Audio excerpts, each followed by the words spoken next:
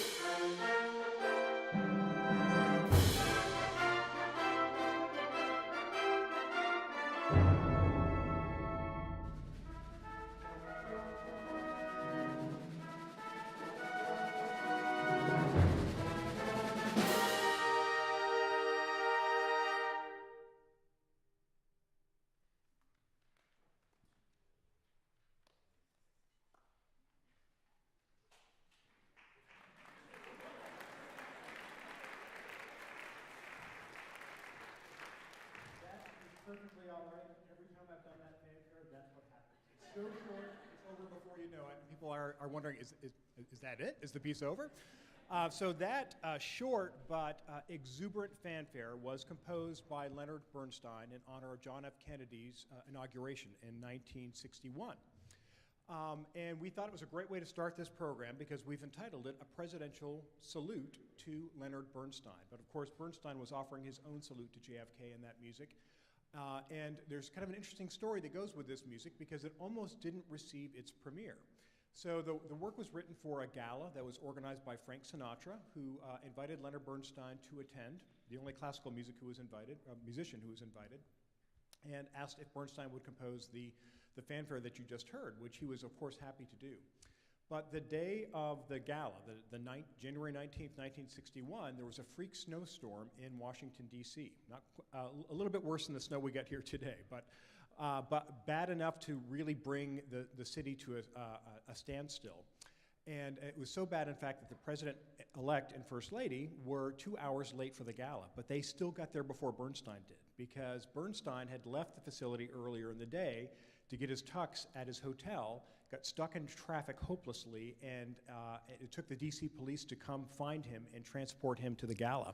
But he was still without his tuxedo, so he found Harry Belafonte, who was also at the event, and managed to borrow one of his shirts, which was 2 sizes too large, and it was apparently this really gaudy Mexican shirt. But Bernstein decided it was better than nothing, so that's what he wore for the entire evening. But again, wonderfully exciting and exuberant music that really reflects Bernstein's attitude about the election of John F. Kennedy. We continue the program with music much earlier in Bernstein's career. This was written in 1944 when Bernstein was still a very young composer and worked with an equally young and inexperienced choreographer named Jerome Robbins on a ballet entitled Fancy Free. Now, the plot of this ballet is about 3 sailors who were on shore leave in New York City, 3 American sailors during World War II on shore leave. doing what you would expect sailors to do on shore leave in New York City, namely to find love. And the dance that you're about to hear, the danzone, is part of a 3-dance sequence that happens when these 3 sailors are competing for the love interests of 2 young ladies. So when we do the math, you realize somebody's going to get left out, which may help to explain the intensity, the emotion, and the passion in this music. So to conduct the danzone, we'd like to welcome to the stage Melissa Johnson, who is in her first semester of graduate conducting study here at Butler. Melissa hails from the state of Michigan. She received her bachelor's in music education from Hope College, and she spent 3 years teaching in the Zeeland and Holland communities of Michigan. Will you please join me in welcoming to the stage for her Butler Wind Ensemble conducting debut, Melissa Johnson.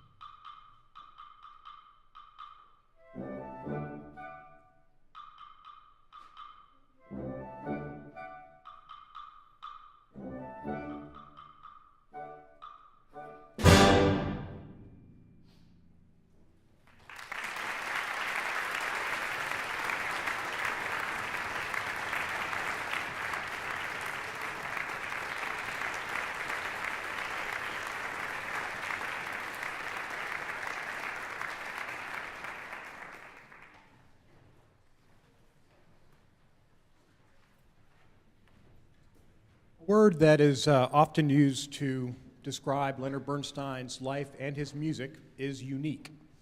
And I find myself using this word over and over again to describe so many pieces on the program that you're going to hear this evening. And that is very true of the next work. Leonard Bernstein's only film score that he ever composed for the film On the Waterfront. Bernstein was pretty well known when he was approached in 1954 by Sam Spielberg about composing this music. He was, in fact, kind of a rock star at this point. He was 36 years old. He was conducting the New York Philharmonic. His musical theater works were quite well known. And Spielberg was actually very upfront about the fact that he wanted Bernstein's name on this film. Bernstein had flirted with the idea of composing for film before, but was always somewhat reluctant because he was concerned about music's somewhat subservient role in that medium and really worried about not having the kind of artistic control that he had as a composer in the classical realm or even in musical theater. But he was convinced when he saw a rough cut of this film. The film had been actually completed without music. And so he was shown the movie, and once he saw it, he was, as he put it, filled with enthusiasm about the idea. He immediately could hear melodies that he imagined accompanying this movie. And so he said yes. He agreed to do it for the sum of $15,000. And somewhat unusual for the day, the rights to create a concert work that he would control after the film was completed. So Bernstein holed himself away in his apartment in New York City with a Moviola machine, which was a device that allowed him to watch the movie, to start and stop it, to actually reverse it, so he could very carefully time out the scenes that he was going to write music for, and spent several weeks totally buried in the project. The resulting score is really was really a groundbreaking score. In the words of musicologist John Burlingame, it was unlike anything that had come before, because most orchestral scores, most film scores of the day started with an orchestral overture, a very fully scored orchestral overture.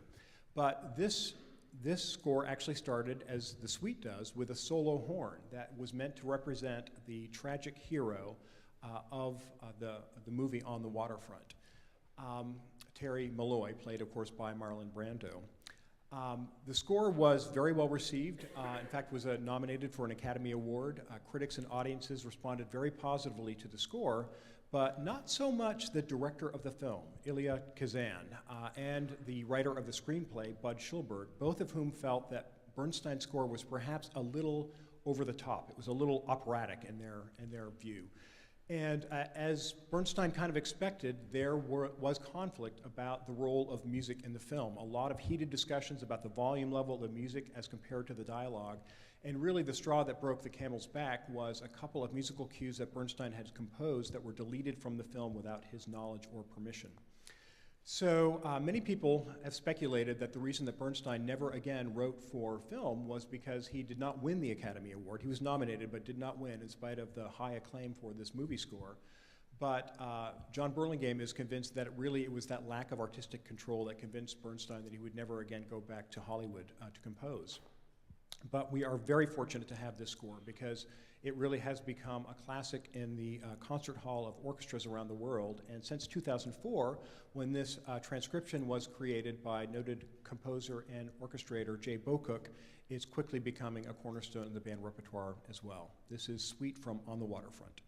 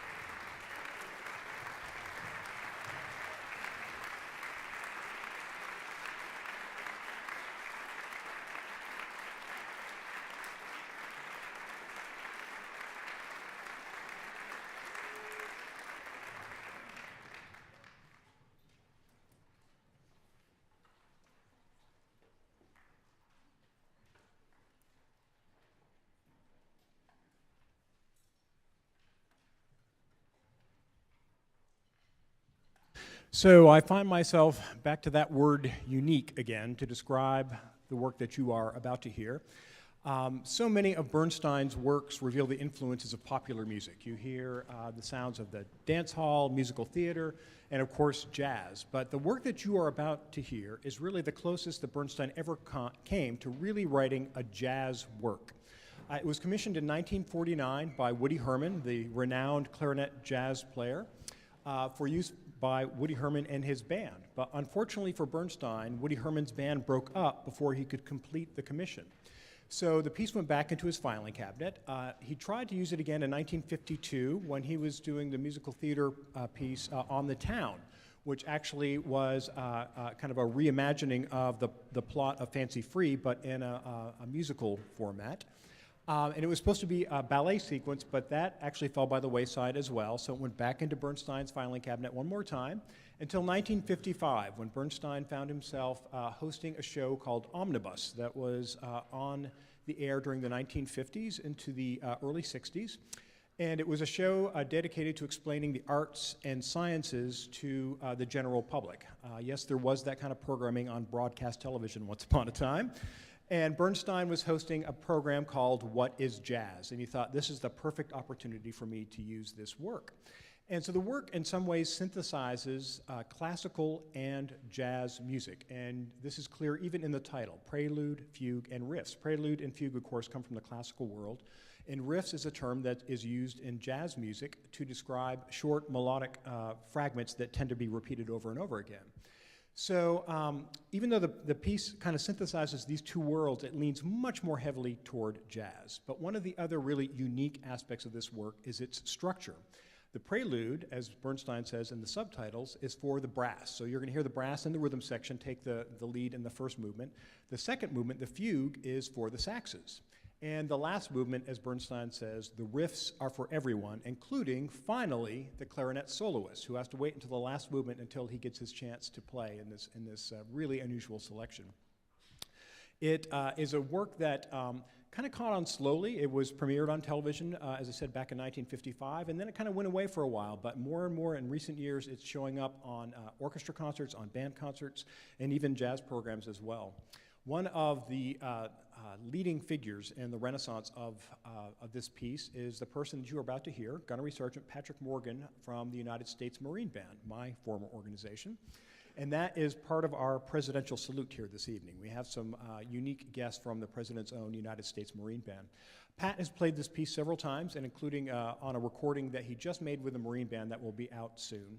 And I've never heard anybody who plays this piece better than Pat Morgan does. Pat joined the band in 2008, was promoted to assistant principal in 2013, principal in 2015, or I'm sorry, co-principal in 2015, and as of August of 2018, he is now the principal clarinet of the United States Marine Band. It is such a pleasure to welcome him to the stage, and I'd like you to join me in bringing him on stage to play Leonard Bernstein's Prelude, Fugue, and Riffs. Pat Morgan.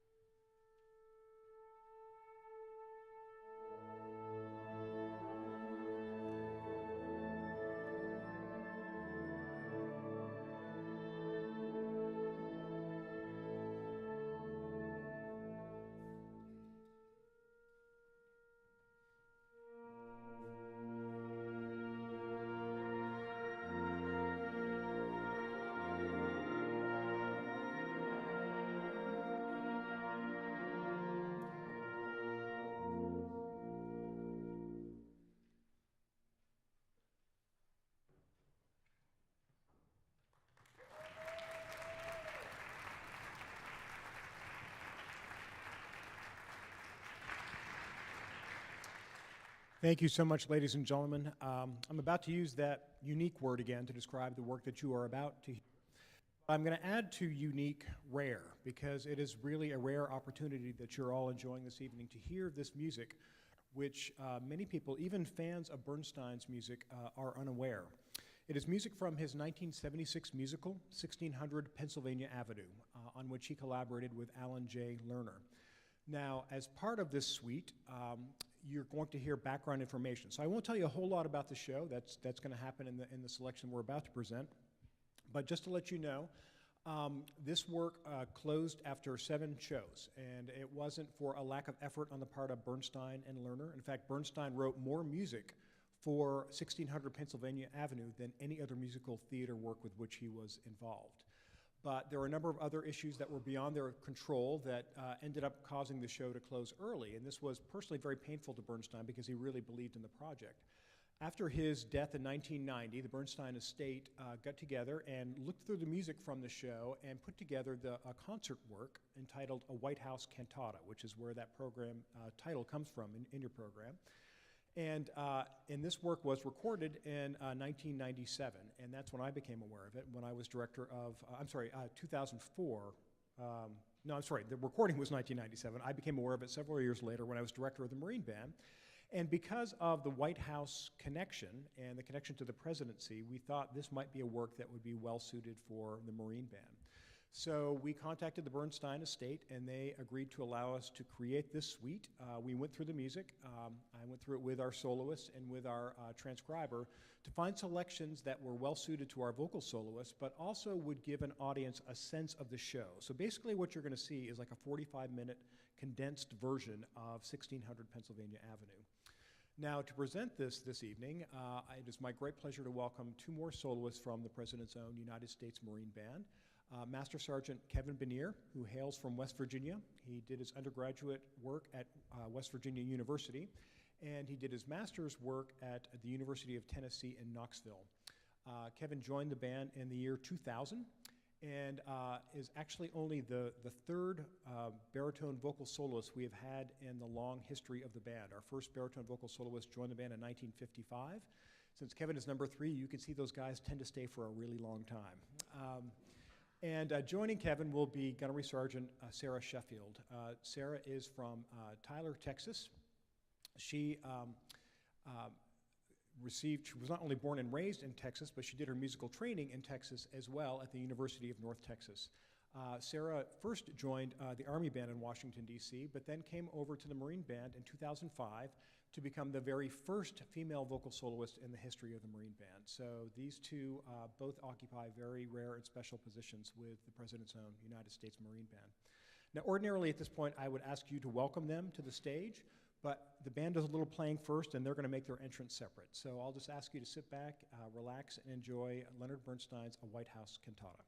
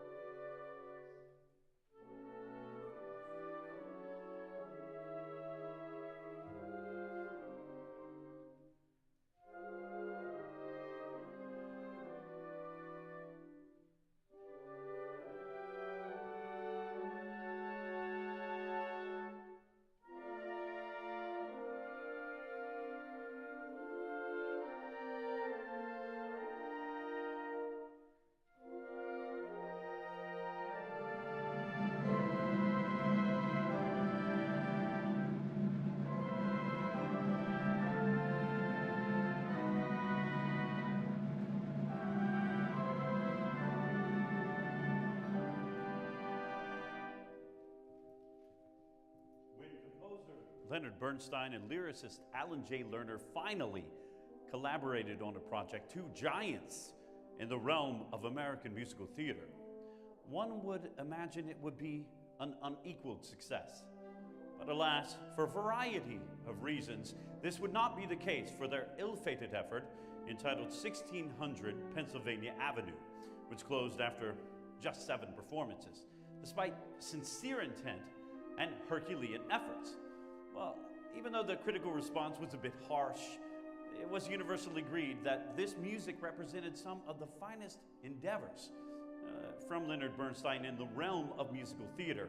And in 1997, a concert work was created which contained much of this music entitled A White House Cantata. And it is from this version we have extracted several pieces and compiled them into this suite by Marine Band arranger Ryan Nowlin.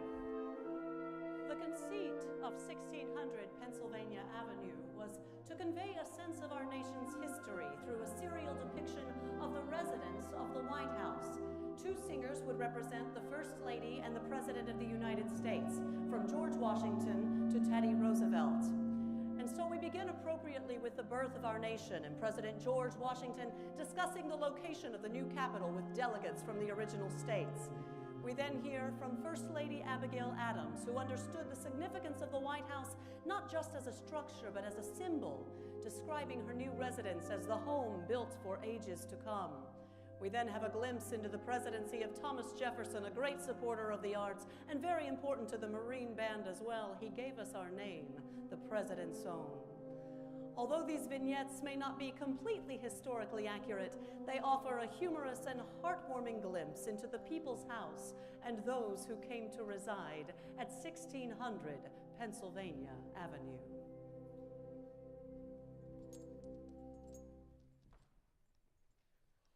The North is where the capital ought to be. The South is where the capital must be. Thank you, gentlemen, for your opening statements. I have made my decision as to the location of the new Capitol. However, as a Southern gentleman, courtesy demands that I disregard the opinions of the Northern delegation first. The Commonwealth of Massachusetts, noble northern Massachusetts, is the kind of citadel of independence. I propose New Hampshire, I behold, and he's the wonder, and wonder.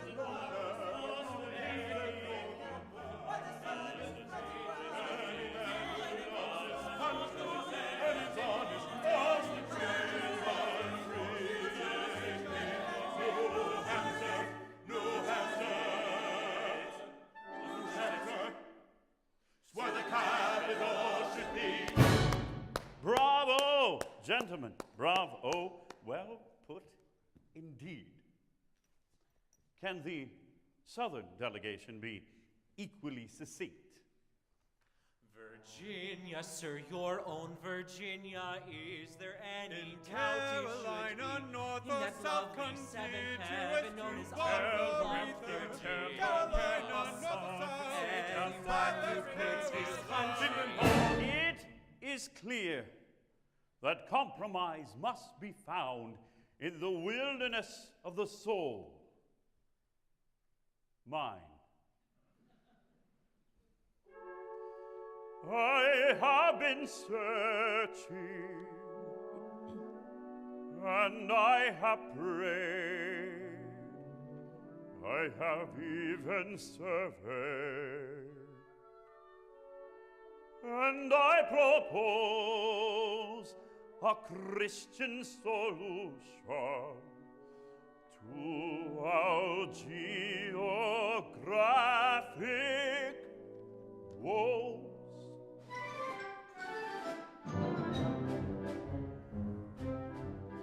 On 10 square miles by the Potomac River, Potomac River, Potomac River, along the shores of the Potomac River, our capital will be, if you agree. Upon the banks of the Potomac River, we'll hand in hand together, unite the land together, a northern river, where everyone is free, if you agree. And may I say, I plan to start the 1st of May. Beneath a southern sky filled with northern lights, southern grandeur and northern pride, Congress there will have a home with a magnificent dome. Oh, I do hope it has a dome. And build we will on the Potomac River a residential mansion, a presidential mansion, whose 10 square miles by the Potomac River forever will enshrine the nation's home and mine. If you agree. Tentatively. In thinking it out. I'm firmly in doubt. Given some time. A decade or two. Gobbledygook. Fuggity-boo. I'm not disinclined. I'm less than opposed. I'm not unimpelled. I'm torn but disposed. Do you dissent? Oh, no, indeed. Then it shall be. On 10 square miles by the Potomac River, Potomac River. Potomac River. along the shores of the Potomac River, our capital will be. So glad you agree. What shall we call it? I haven't a clue. Federal City might easily do. Federal City without any doubt. It's simple, it's noble. It's boring. It's out. Liberty. Liberty? Liberty. Oh, I like it. You do. Unequivocally, no. Columbia came to me during the night. You're right. President Washington. President Washington. Washington. Gentlemen. Pure genius, really. I'm flattered. But it's hardly an honor I can bestow on myself. Let us reflect. Definitely. Then it shall be up on the banks of the Potomac River, Announce it and proclaim it. That Washington we name it. a northern town built on a southern river, where everyone is free. Imagine northern tempers and southern pride, living blissfully side by side. Congress there will have a home with a magnificent dome. Oh, I insist it have a dome. So give it a dome. On 10 square miles by the Potomac River. And save the old plantation. On 10 square miles by the Potomac River. We keep a watchful eye on the eagle in the sky.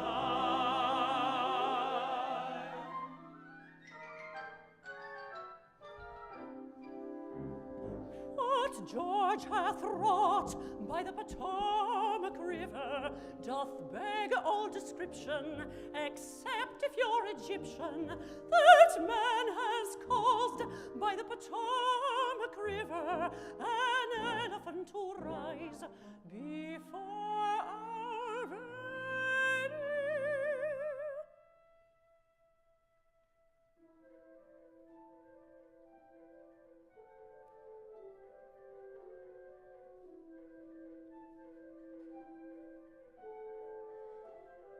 here in this shell of a house, this house that is struggling to be,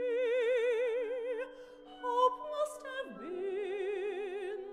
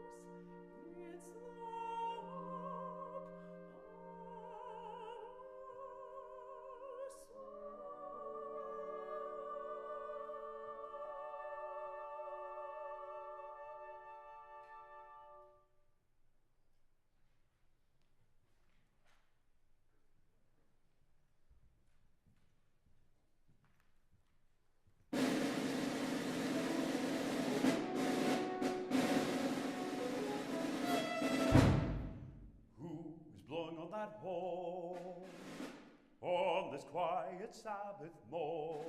The Marine Band, the Marine Band. Who's marching 4x4 through the presidential door? The Marine Band, the Marine Band. Mr. Jefferson today is having a buffet,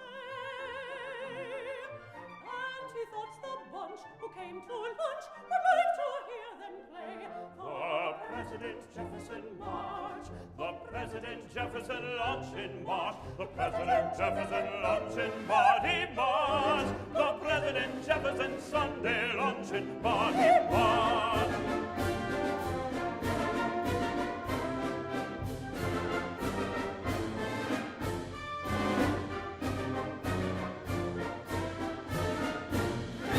I'm the music lover who added rhythm to raggle, and I made my share of culinary innovations too. I brought waffles home from Harlem, and they're going like hotcakes everywhere. waffles, hot cakes. I brought ice cream back from Paris, meringue glacé, and chocolat éclair. Great as and from Rome I brought home a qualche cosa deliziosa called spaghetti. Spaghetti. But my favorite of all is a savory I like to call Brown Betty. Betty. So let's add a bit of cheer to the Sabbath atmosphere. And if God at times gets sick of chimes, he might be pleased to hear the President Jefferson March, the President Jefferson Luncheon March, the President Jefferson Luncheon Party March, the President Jefferson Sunday Luncheon Party March.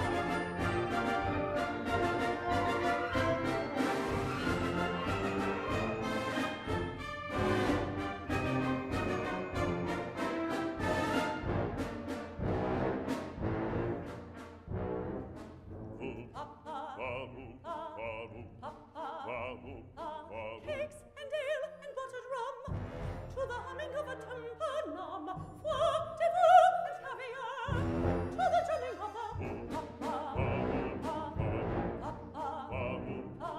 eggs cooked and pickled eel, to the tinkle of a glockenspiel, crepe, saucette and halava, to the drumming of Score, salute, and bottoms up, you can hear floating by.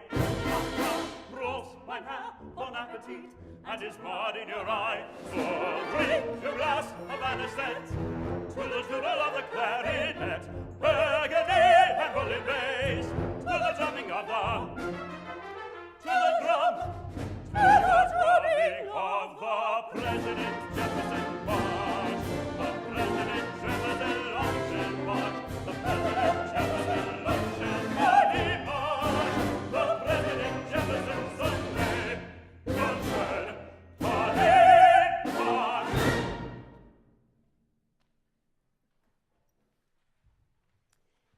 In addition to focusing on the first families in this musical, Bernstein and Lerner felt it was vital to acknowledge the issue of race relations in our nation's history. And so they focused on the servants and staff of the White House, most of whom were African American. Now, many of these workers served through several administrations in the White House, and this parallel storyline explores the evolving roles of African Americans in our society. Now, the irony of their continual presence in the White House during tumultuous times in our nation's history was not lost on Bernstein and Lerner. In fact, much of this material could be as timely today as it was when the show was composed in 1976. This duet focuses on a less contentious aspect of that White House life.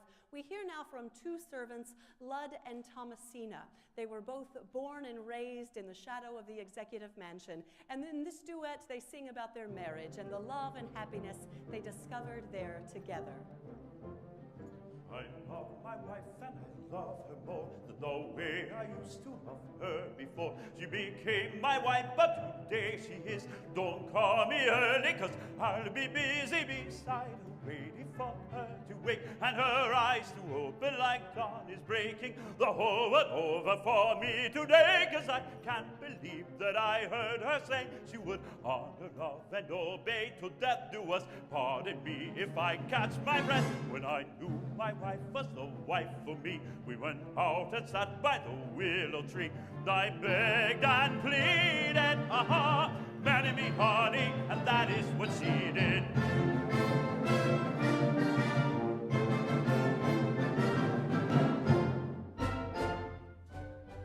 Oh, how you pleaded, if you thought you needed to, you sure were wrong. You took too long, but I kept on praying. One day I'd be saying, I love my husband, I love him more than the way I used to love him before he became my husband. But now he is, so don't call me early, 'cause I'll be busy beside him, waiting for him to waken his loving arms, to reach up and take me for one more trip to the Milky Way like he did before, when I heard him say he would honor, love, and obey till death do us. Pardon me if I catch my breath. Oh, I never thought he proposed to me. Then he took me out to the willow tree, and he begged and pleaded, marry me, honey, and that is what we did.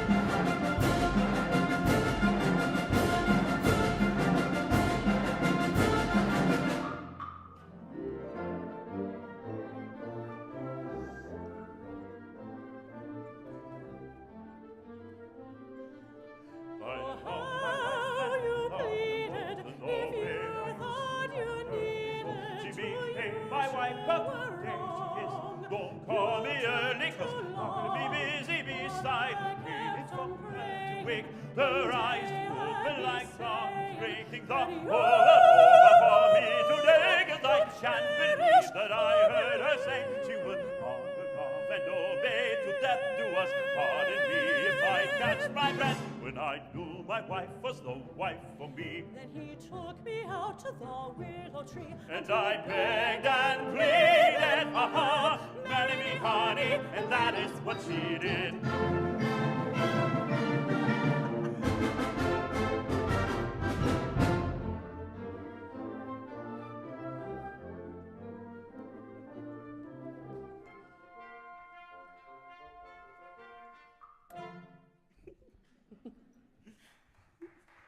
Thank you very much. In 1857, America found itself on the brink of the Civil War, and President James Buchanan had done nothing to address the tumultuous times and the division between the North and South. He was the only bachelor to ever hold the office, and he preferred to focus on the social aspects of the presidency instead of dealing with the turmoil of the time. By the end of his administration, and represented by the dramatic musical conclusion of this work, the war that had sliced through the soul of our nation had begun. Bernstein has created a very ironic piece of music in We Must Have a Ball. Here we witness President James Buchanan as he discusses the blind optimism he has for the country that is ultimately descending into the Civil War.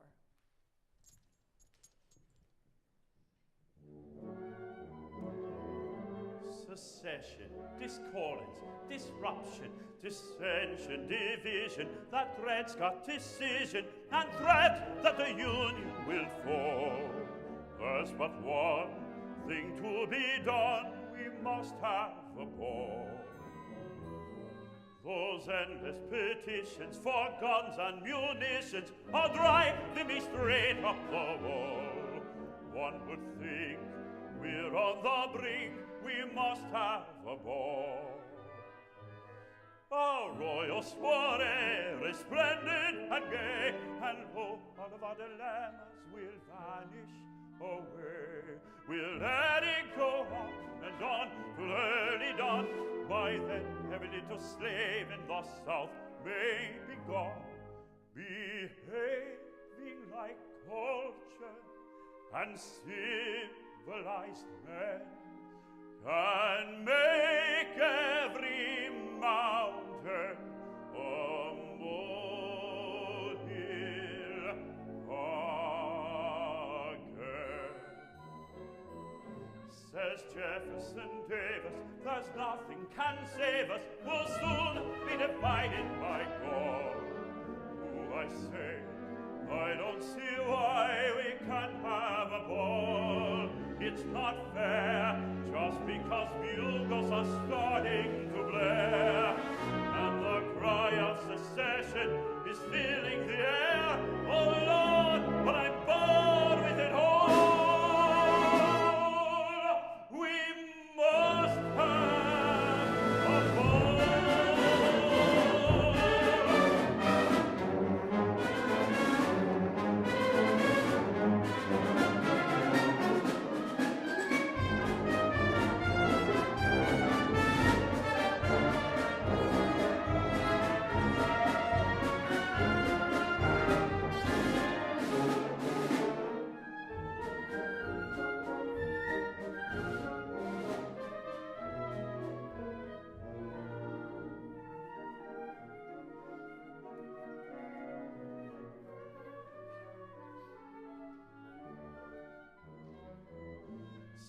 Jefferson Davis, there's nothing can save us, we'll soon be divided by gall.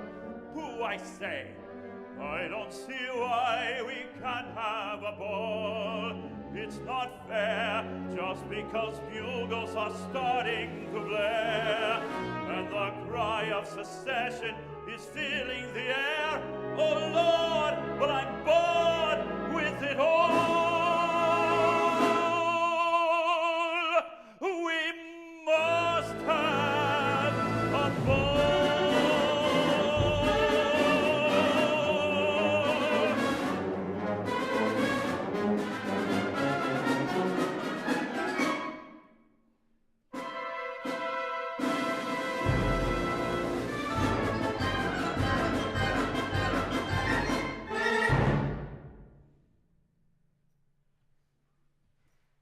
Now, the title of our next selection may seem a bit confusing, but you'll soon see that our soloist Sarah is actually portraying two women at one time.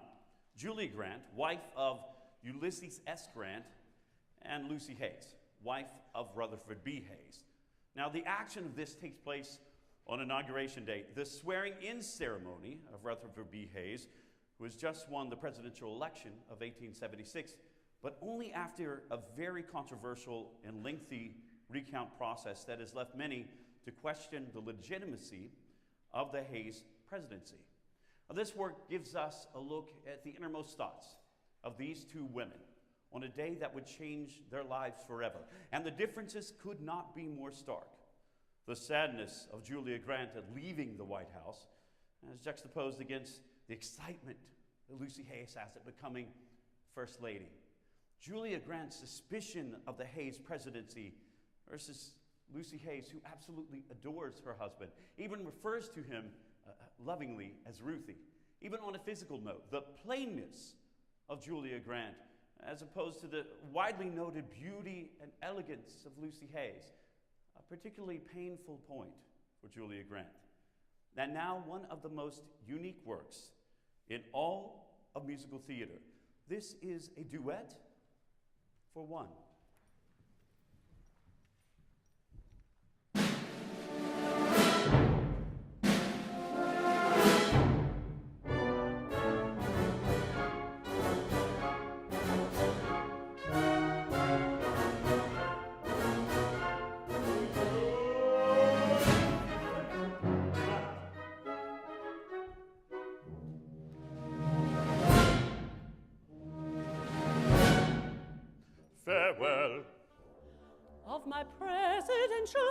husband's only grant was bottle-fed. As for me, I come from Georgia, southern-born and southern-bred. When we swear in our success, we have got to be on hand. I do hope then I can stand it, and the General Grant can stand.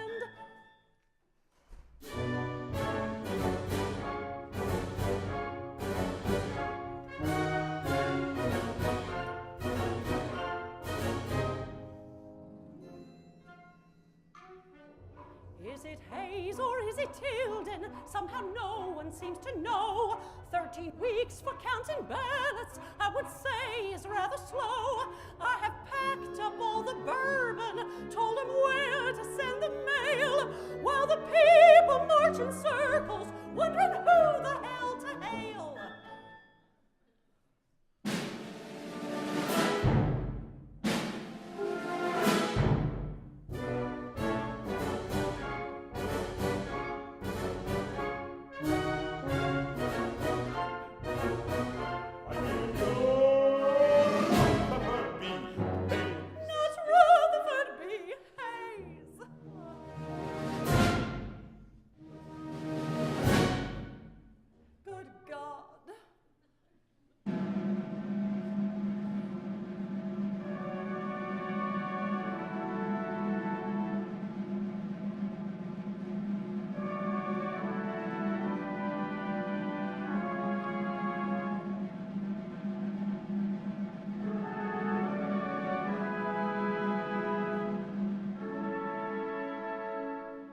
I do solemnly swear. A few dozen seconds are all that remain, until once again I am little old plain Julia Grant. What an anticlimax life will be for Ulysses and me. I do solemnly swear. A few dozen seconds are all that remain, and I will no longer be ordinary plain Lucy Hayes. What a blaze of glory life will be for Ruthie and me. That I will faithfully execute. Now they'll cheer Lucy Hayes, that dear Lucy Hayes. They'll worship her matchless cucumber skin, her fingers like ancient bamboo. They'll dote on her lips so enchantingly thin that it's hard to believe there are two. That I will faithfully execute. Julia Grant, passé Julia Grant. Her three little chins are now out of style. Her charm has become sublime. I'm told they are planning to travel a while, seeing friends who are still doing time. The office of the President of the United States. The gall of her husband, the treacherous soul, taken the oath of the office he stole. The office of the President of the United States. Thank God for the Bible, that glorious book. Everything else Grant and Julia took. And to the best of my ability. He's making the oath a four-letter word and making the eagle a hawk. He thinks no one knows what really occurred, but I'm doing a dime to talk. Yeah! Oh, they counted the ballots, and when they were done, far behind Tilden had Rutherford run. Me-ouch, so they counted again one by one. They counted and counted till Rutherford won, and now that cow is the First Lady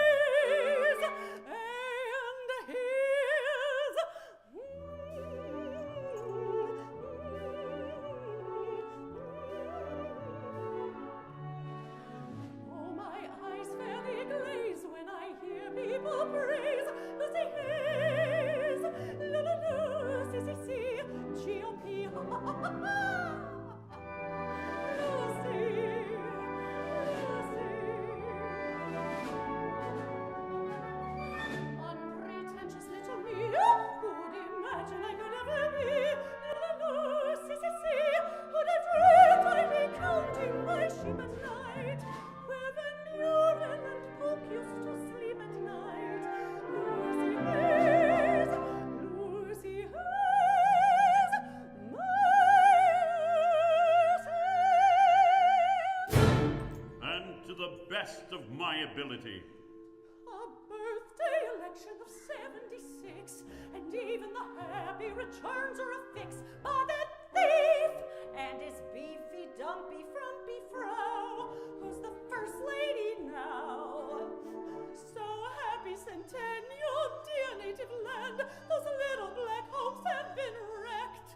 Thank Hayes, the Caucasians are back in command, the better for him to Protect, preserve, and defend Preserve and defend the Constitution of the United States. the Constitution of the United States. You're the president, and I'm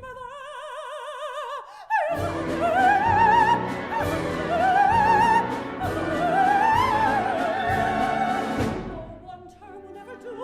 If you love me, you will make it two.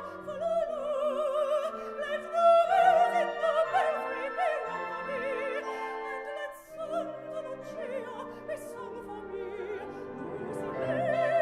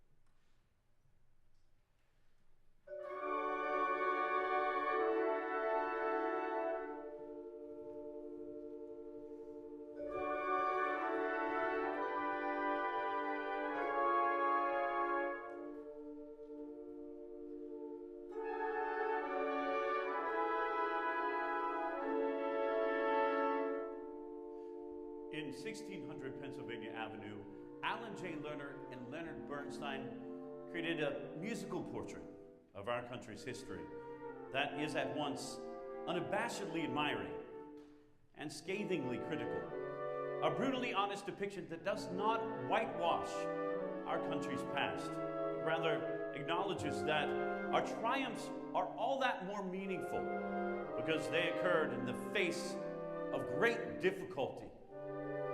It also understands that our path to a worthwhile future is far from guaranteed. It requires the collective effort of our leaders and citizenry to keep this country on a path to the greatness of which it is capable.